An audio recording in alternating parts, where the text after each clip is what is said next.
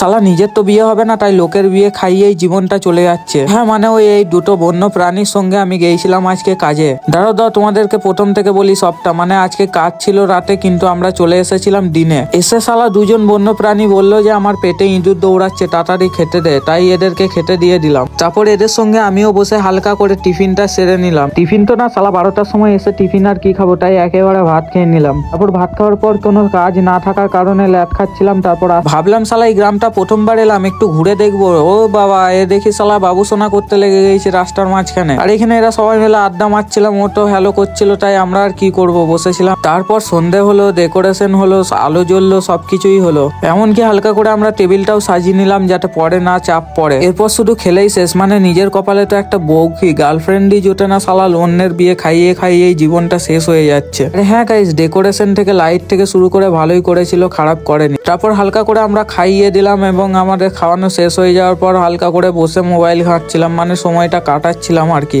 তারপর সবাইকে খাওয়ানোর পর আমরা হালকা করে খেতে বসে গেলাম। গাইস আমাকে এখন বাড়ি যেতে হবে, হেভি ঠান্ডা পড়েছে, তো আমি এখন বাড়ি যাই। তোমরা আমাকে আরো দেখার জন্য সাবস্ক্রাইব করো, ভালো লাগলে বাই।